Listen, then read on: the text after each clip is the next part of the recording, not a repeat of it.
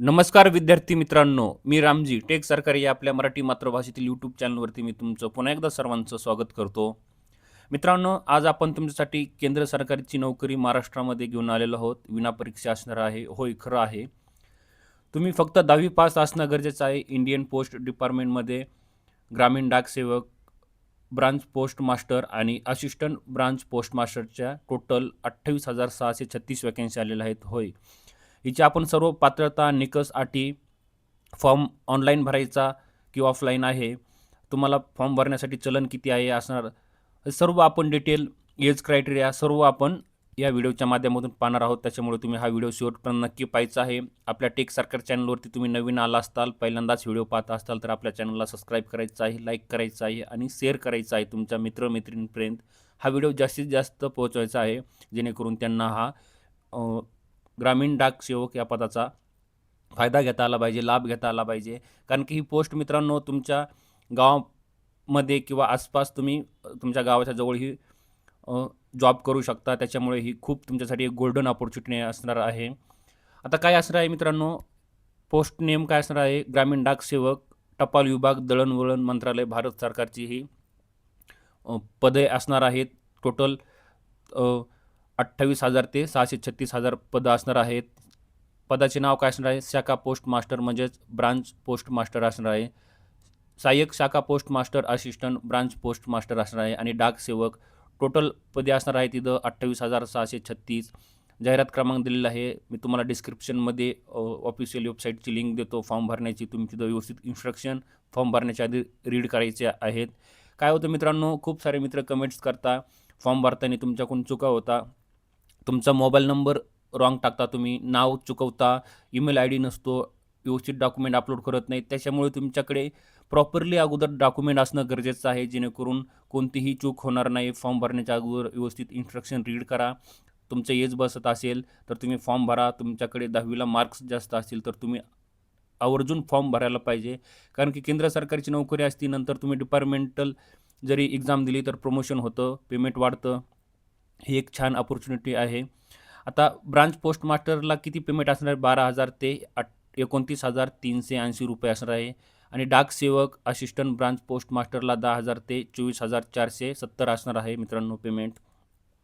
आता आवश्यक शिक्षण काय असणं गरजेचं आहे तुमच्याकडे, आवश्यक शिक्षण तुम्ही 10वी पास असणं गरजेचं आहे आणि 10वीमध्ये तुम्ही गणित आणि इंग्रजी विषय घेऊन उत्तीर्ण होणं गरजेचं आहे. तुमच्याकडे 10वीमध्ये तुम्ही जर शिक्षण घेतलं असेल तर गणित आणि इंग्रजी हा विषय पास असणं गरजेचं आहे. आता वयोमर्यादा किती दिलेली आहे, 18 ते 40 वर्ष तुमचं वय असणं गरजेचं आहे. आता त्याच्यामध्ये वेगवेगळ्या कॅटेगरीला एज रिलेक्शन दिलेलं आहे, म्हणजे सूट दिलेली आहे, ते पण आपण पाहणार आहोत. आता महत्त्वाच्या तारखा आहेत.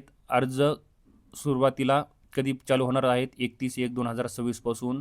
तुम्ही 16/2/2026 सायंकाळी 5 वाजेपर्यंत अर्ज करू शकता. इथे ऑफिशियल वेबसाईट आहे, मी डिस्क्रिप्शनमध्ये पण वेबसाईट दिलेली आहे. आता महत्त्वाच्या तारखा आहेत काय, अधिसूचना नोटिफिकेशन कधी आलेलं आहे, 28/1/2026ला ऑफिशियल साईटवरती आलेलं आहे. आता तुम्ही नोंदणी 31/1/2026 पासून नोंदणी करू शकता, तर 14/2/2026 पर्यंत. ऑनलाईन अर्ज शुल्क भरणे 2/2/2026 पर्यंत. 16/2/2026 पर्यंत तुम्ही 5 वाजेपर्यंत ऑनलाईन अर्ज भरू शकता. नंतर काय दुरुस्ती करायची असेल, तुमच्या फॉर्ममध्ये चुका झाल्या असतील तर 18/2/2026 पासून ते 19/2/2026 पर्यंत, म्हणजेच एकच दिवस असणार आहे मित्रांनो तुमच्याकडे इथं अर्ज एडिट करायला. नंतर 15 दिवसाच्या नंतर शॉर्टलिस्ट केलं जाईल तुम्हाला. 15 दिवसाच्या आतमध्ये रुजू तुम्हाला 30 दिवसामध्ये जॉईनिंग करायची आहे. डॉक्युमेंट व्हेरीफाय होणार आहे तुमच्या 10वीच्या पर्सेंटेजवरती. ऑटोमॅटिकली तुम्ही फॉर्म भरल्यानंतर सिस्टीम जनरेट होणार आहे. सिस्टीम थ्रू तुमचं शॉर्टलिस्ट केलं जाणार आहे. आणि निवड प्रक्रिया कधीपर्यंत असणार आहे, 30/6/2026च्या अगोदर तुमची पूर्ण निवड प्रक्रिया होणार आहे. आता वयोमर्यादा पाहूया आपण. वयोमर्यादा तुमची 16/2/2026 नुसार तुमचं 18 ते 40 वर्ष असणं गरजेचं आहे. 18 वर्ष ते 40 वर्षाच्या मध्ये पाहिजे तुमचं वय. आता काही कॅटेगरीला एज रिलेक्शन दिलेलं आहे. SC/STला तुम्हाला 5 वर्ष, म्हणजे तुमचं 40 आणि 5 45 वर्ष असणं गरजेचं आहे. OBCला इथं 3 वर्ष दिलेलं आहे, 40 आणि 3 43 वर्ष असणं गरजेचं आहे. EWS दिलेलं आहे. अपंग असतील, इथं सर्व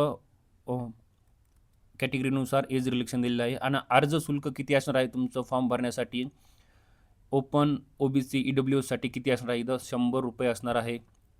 आणि आता फीस कुणाला नसणार आहे? शुल्क माफी सर्व महिला, SC, ST उमेदवार, अपंग, ट्रान्सजेंडर जे असतील त्यांना. आणि तुम्हाला ऑनलाईन पेमेंट करायचं आहे. तुमच्याकडे credit card, net banking, UPI असेल फॉर्म भरताना.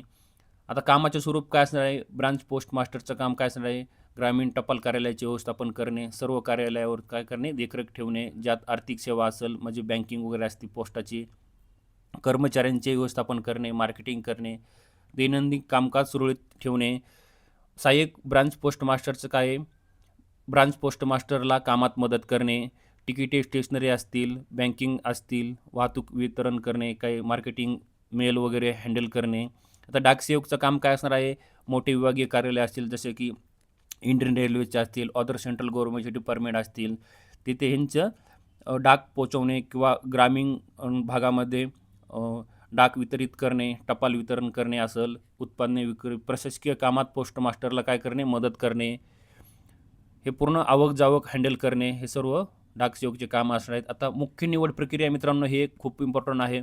गुणवत्ता यादी तुमची काय असणार आहे? SSC म्हणजे 10वीच्या गुणावर आधारित असणार आहे आणि ही काय असणार आहे? एक पूर्णपणे सिस्टीम जनरेटेड असणार आहे. आता ग्रेट CGPA असेल तर तुमचा 9.5 गुणावर शॉर्टलिस्ट केला जाईल. त्याला काय केलं जाईल? हे केलं जाईल, कन्वर्ट केलं जाईल.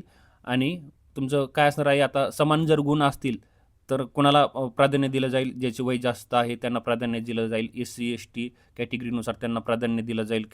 नंतर तुम्हाला शॉर्टलिस्ट केल्यानंतर मोबाईलवरती ईमेल ID तुमचा बरोबर टाका, मोबाईल नंबर बरोबर टाका, जेणेकरून शॉर्टलिस्ट झाल्यानंतर तुम्हाला काय होईल? ऑटोमॅटिकली SMS प्राप्त होईल आणि तुमच्या ईमेल ID वरती तुम्हाला काय? मेल प्राप्त होईल. ओके. नंतर डॉक्युमेंट व्हेरिफिकेशन होईल. आता इथं राज्यनिहाय, सर्कलनिहाय काय दिलेले आहेत? जागा दिलेल्या आहेत. आता आपण महाराष्ट्राचं मी हे हायलाईट केलेलं आहे महाराष्ट्राचं. आता तुम्हाला मेन म्हणजे मित्रांनो काय, तुम्ही 10वीमध्ये जर कोकण रिजनमध्ये असाल तर कोकणी, मराठी हे विषय घेऊन पात्र असणं गरजेचं आहे. आणि प्युअर महाराष्ट्रामधील कॅन्डिडेट असतील, मराठवाडा रिजन असेल, विदर्भ असतील, त्यांनी प्युअर मराठी विषय घेऊन पास असणं गरजेचं आहे. आता कॅटेगरी वाईज वॅकन्सी दिलेल्या आहेत. इथं URला टोटल 1505 वॅकन्सी आहेत. OBCसाठी इथं 765 वॅकन्सी आहेत. SCसाठी इथं 383 वॅकन्सी आहेत. STसाठी इथं 272 वॅकन्सी आहेत. EWSसाठी इथं 389 वॅकन्सी आहेत. हँडिकॅप असतील त्यांना सर्व तुमचं कॅटेगरीनुसार अकॉर्डिंग तुम्ही चेक करा. टोटल पदं किती असणार आहेत मित्रांनो? इथं 3460 टोटल आपल्या महाराष्ट्रासाठी पदं असणार आहेत आणि हे कोकण रिजनसाठी 93 असणार आहेत. मित्रांनो आज आता आपण काय करू? तुमच्या सर्कल वाईज काय करू? आपण वॅकन्सी चेक करूया. सर्कल वाईज कसं तुम्हाला चेक करायचं मी ऑफिशियल ऑथेंटिक साईटवरती जाऊन तुम्हाला थोडं 1 मिनिटामध्ये सांगतो. तुम्ही अकॉर्डिंग तुमच्या circle wise, district wise check करून पाहू शकता. ठीक आहे. आता इथं आपण ऑफिशियल वेबसाईटवरती आलेलो आहोत. मी तुम्हाला डिस्क्रिप्शनमध्ये ऑलरेडी लिंक दिलेली आहे. indianpost.government.in तुम्हाला साईटवरती गुगलवरती सर्च करायचं आहे. साईटवरती आले असल्यानंतर तुम्हाला नोटिफिकेशन जर पाहिजे असेल, डिस्क्रिप्टिव्ह नोटिफिकेशन दिलेलं आहे. इथं ऑलरेडी सर्व व्यवस्थित रीड करा. फॉर्म भरण्याच्या अगोदर काळजीपूर्वक पहा. नंतर तुम्हाला सर्कल वाईज पोस्ट दिलेले आहेत. आपण आताच पाहिलं सर्कल वाईज पोस्ट आहेत ही, ते सर्व हे पण व्यवस्थित रीड करा. नंतर रजिस्ट्रेशनचे इन्स्ट्रक्शन दिलेले आहेत.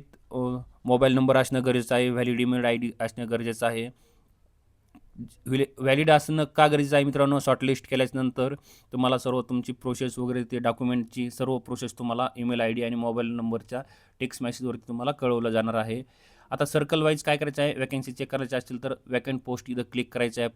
नंतर सर्कल या चेकबॉक्सला क्लिक करून तुम्हाला सर्कल चेक करायचं आहे. म्हणजे सर्कल म्हणजे स्टेट असणार आहेत.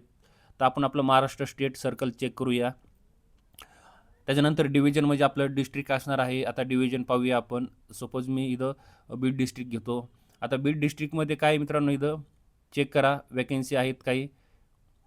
तर साईटचा थोडा प्रॉब्लेम असेल. आता इथं बीड डिस्ट्रिक्टला तुम्ही पाहू शकता. इथं तुमच्या जवळपास near by J post office आहे, अंबळनेर, आपेगाव, आष्टी, इथं तुमच्या कॅटेगरी वाईज व्यवस्थित वॅकन्सी पाहिजे आहेत आणि व्यवस्थित काळजीपूर्वक तुम्हाला फॉर्म भरायचा आहे, जेणेकरून फॉर्म चुकणार नाही. काय होतं मित्रांनो, खूप सारे मित्र काय करतात, मेसेज करतात, सर माझा नंबर चुकला टाकताना, सर माझे मार्क चुकले टाकताना. सर माझं डॉक्युमेंट अपलोड करता नाही राहिलं. त्याच्यामुळे तुम्ही काळजीपूर्वक सर्व व्यवस्थित डॉक्युमेंट ठेवा. फॉर्म भरताना जवळ बसून फॉर्म भरा. व्यवस्थित एकदा फॉर्मचा रिव्ह्यू पहा. फॉर्म व्यवस्थित भरला आहे का? तुमचं नाव चेक करा, mobile number, email ID, category, जेणेकरून चूक होणार नाही आहे. डॉक्युमेंट व्यवस्थित अपलोड झालेत का? आणि नंतर सबमिट करा आणि फॉर्मची प्रिंट काढून सांभाळून व्यवस्थित ठेवा. मित्रांनो, ही जर माहिती आवडली असेल तर आपल्या चॅनलला लाईक आणि शेअर, सबस्क्राईब करा. थँक्यू आणि तुम्हाला विश यू गुड लक. लवकरात लवकर जा, फॉर्म भरा. चला आज आपण थांबूया इथेच. Okay, thank you, bye bye.